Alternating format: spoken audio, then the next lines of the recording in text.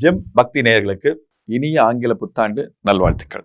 2024 நம்ம நேயர்கள் எல்லாருக்கும் எப்படி இருக்கும், இந்த 12 ராசிகள், இந்த 9 கிரகங்கள் எப்படி அவங்கவுங்க வாழ்க்கையில் மாற்றங்களை ஏற்படுத்த போகுது அப்படிங்கிறத சுருக்கமாக பார்ப்போம்.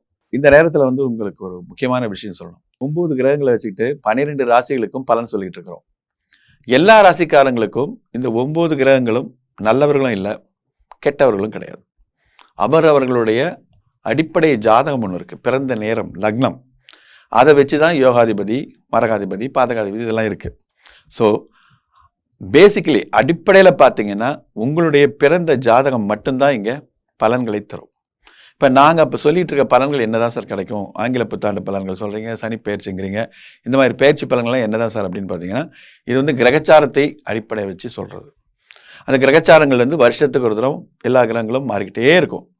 சனி கிரகம் 2.5 வருஷம், குரு 1 வருஷம், ராகு கேதுங்கிறது 1.5 வருஷம். இதெல்லாம் நம்ம தான். இது இல்லாமல் சுக்கிரன், புதன், செவ்வாய், சூரியன் இதெல்லாம் மாதம் மாறிக்கிட்டு இருக்கும். ஒரு தமிழ் மாதம் மாறும்போதும் சூரியன் அதனுடைய இடத்தை மாற்றிக்கிட்டே இருக்கும். அதாவது சித்திரை மாதம் மேஷத்தில் இருக்கும், பங்குனி மாதம் மீனத்தில் இருக்கும். 12 ராசிக்கும் அது மாறிக்கிட்டே இருக்கும் மாதம். இப்படி மாறிட்டே இருக்கிற இந்த கிரகங்களால் 12 ராசிக்காரர்களுக்கும் என்னென்ன நன்மை தீமை அப்படிங்கிறத கொஞ்சம் சுருக்கமாக பார்த்துடலாம். அடுத்ததான் நம்ம பார்க்க போகிற ராசி துளாராசி. இந்த துளாராசியில தான் சனி பகவான் உச்சமடைகிறார் அப்படின்னா 120% பலத்தோடு இருப்பார். அதனால இந்த ராசிக்காரர்களுக்கு 5ஆம் இடத்துல இருக்கக்கூடிய சனி எந்த பிரச்சனையும் பண்ண மாட்டார். ரிஷபம், துலாம், மகரம், கும்பம் இந்த 4 ராசிக்காரர்களையும் சனி பகவான் அதிகமாக பாதிப்பதில்லை. அதிகமாக இவர் பாதிக்கிறது மேஷம், விருச்சிகம், கடகம், சிம்மம் இந்த 4 ராசிக்காரர்களை போட்டு தான் நல்லா உழுக்குவார். மிதுனம், கன்னிக்காரங்களோட கொஞ்சம் பரவாயில்ல, அப்படியே மீடியமாக விட்டுருவார், நட்புன்னு சொல்லுவாங்க. ஆனால் இந்த எதிரி பகைன்னு சொல்லக்கூடியது சிம்ம ராசிக்காரர்கள், கடக ராசிக்காரர்கள், மேஷம், விருச்சிகம் இந்த ராசிக்காரர்கள் தான் சனி கொஞ்சம் படுத்துவார். அது அவங்கவுங்களுடைய விதி, அந்த பிறந்த ஜாதகத்தை பொறுத்தது. ஆனால் இவங்களுக்கு இந்த வருஷம் பிறக்கிறதே 7ஆம் இடத்துல இருக்கிற குருவும், 12ஆம் இடத்துல இருக்கிற கேதுவும், 6ஆம் இடத்துல இருக்கக்கூடிய ராகுவும் ரொம்ப நல்லது அமைப்புகளை கொடுப்பாங்க. இந்த 7ஆம் இடத்துல இருந்த குரு என்ன சார் எனக்கு பண்ணும் அப்படின்னு பார்த்தீங்கன்னா, திருமண முயற்சிகள் கைகூடும். இதனால் வரைக்கும் கல்யாணமே ஆகலை சார், ஆயிடுச்சு, 28 வயசு 30 வயசு ஆயிடுச்சு, கல்யாணம் ஆகலை அப்படிங்கிறவங்களுக்கு இந்த புத்தாண்டில் கட்டாயமாக 7ஆம் இடத்துல இருக்க குரு ஏப்ரல் மாதம் மாறுறதுக்குள்ள நிச்சயமாக உங்களுடைய வாழ்க்கை துணை எது அப்படின்னு உங்கள் கண்ணில் காமிச்சிட்டு தான் நகர்வார், அது நிச்சயம்.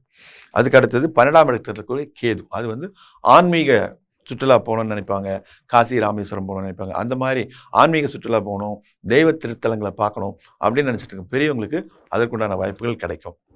எல்லா மதம், எல்லா இதில் இருக்கவங்களுக்கும் இந்த வெளியூர்களுக்கு போய் சாமியை பார்த்துட்டு வரணும், தரிசனம் பண்ணிட்டு வரணும் அப்படிங்கிற ஒரு ஆசை இருக்கும். அந்த மாதிரி இருக்கவங்களுக்கும் இந்த 12ஆம் இட கேது நிச்சயமாக உதவியாக இருப்பார். ஆன்மீக உணர்வுகள் ஜாஸ்தியாகும். இந்த ஜபம், மந்திரங்கள் எடுத்திருக்கிறது, இந்த மாதிரியான விஷயங்களுக்கு 12ஆம் இடத்துல இருக்கக்கூடிய கேது நல்லது பண்ணுவார். அதேமாதிரி 6ஆம் இடத்துல ராகு இருக்கிறது ரொம்ப ரொம்ப நல்லது. நிறைய பேர் பார்க்குறதுக்கு படிக்கிறதுக்காக வெளிநாடு போகணும், அது பாஸ்போர்ட் எடுத்துகிறேன், விசா வரல, இந்த மாதிரியான இதெல்லாம் பிரச்சனைகள்லாம் அது எல்லாமே தீர்ந்துடும். 6ஆம் இடத்துல ராகு நிச்சயமாக வெளிநாடு போகிற முயற்சிகளை படிக்கிறதுக்காக இருந்தாலும் சரி, வேலைக்காக இருந்தாலும் சரி, இல்லை சும்மா சுற்றி பார்த்துட்டு வரணும்னு போனாலும் வெளிநாடு போகிற வாய்ப்பை இந்த 6ஆம் இட ராகு இந்த வருஷம் இல்லை, அடுத்த வருஷம் பாதி வரைக்கும் இருக்குது, 1.5 வருஷம் இருக்கும். அதனால் அது வரைக்கும் பண்ணுவார். அடுத்தது பார்த்திங்கன்னா 2இல் புதன், சுக்கிரன். 2ஆம் இடத்துல புதனும் சுக்கிரன் இருக்கிறது ரொம்ப அருமையான வாய்ப்பு. 2ஆம் இடத்துல புதனும் சுக்கிரனும் இருக்கும் பார்த்திங்கன்னா அந்த நம்மளுடைய வாக்கில் புதன் சுக்கிரன் சேர்றதுனால நல்ல நாம் கொடுக்கக்கூடிய இந்த வருஷத்தில் நீங்கள் ப்ராமிஸ் என்னென்ன பண்ணுறீங்களோ எல்லா ப்ராமிஸையும் நீங்கள் நிறைவேற்ற முடியும். அப்படிப்பட்ட ஒரு அருமையான அமைப்போடு இந்த புது வருஷம் பிறக்குது. 3ஆம் இடத்துல சூரியன் 3ஆம் இடத்துல இருக்கலாம். ஆனால் அரசாங்க சம்மந்தப்பட்ட எல்லா வேலைகளும் சுமூகமாக முடியும். இந்த வரி கட்டுறது, இந்த வரி ஏமாத்துறது, இந்த வேலைகள்லாம் இதில் இந்த வருஷம் நடக்காது. ஏன்னா 3ஆம் இட சூரியன் கரெக்டாக அதெல்லாம் வாங்கிடுவார். 3ஆம் இடத்துல செவ்வாய் இருந்தாலும் சகோதரர்களுக்கு நல்லது. சகோதர வழியில் இந்த ராசிக்காரர்களால் இவங்களால அவங்களுக்கு நன்மை, அவங்களால இவங்களுக்கு நன்மையான்னு தெரியாது. இந்த துலா ராசிக்காரர்களால் சகோதர சகோதரிகளுக்கு ரொம்ப அருமையான நேரம்னு சொல்லலாம். அதே மாதிரி பெண்களுக்கு பார்த்திங்கன்னா புது ஆடைகள், அந்த ட்ரெஸ் வாங்குறது, அந்த புது நகை வாங்குறது இதெல்லாம் கைகூடும். எப்படின்னு கேட்டிங்கன்னா 7ஆம் இடத்துல இருக்க குரு அந்த மாதிரியான நல்ல அமைப்புகளை தந்துடுவார். பொதுவாகவே இந்த துளாராசிக்காரர்களை பற்றி சொல்லணும் அப்படின்னு பார்த்தீங்கன்னா, நேர்மையானவர்கள், மொத்தத்தில் பாலிஷாக அவங்க ஃப்ரெண்ட்ஸுங்கெல்லாம் சொல்லுவாங்க, இளிச்சவாயர்கள்னு சொல்லுவாங்க. தயவுசெய்து கோச்சிக்காதீங்க, நீங்கள் உண்மையாகவே நேர்மையானவர்கள். அப்படி நேர்மையானவர்களுக்கு இந்த காலத்தில் அப்படி தான் ஒரு பேர் சொல்கிறாங்க.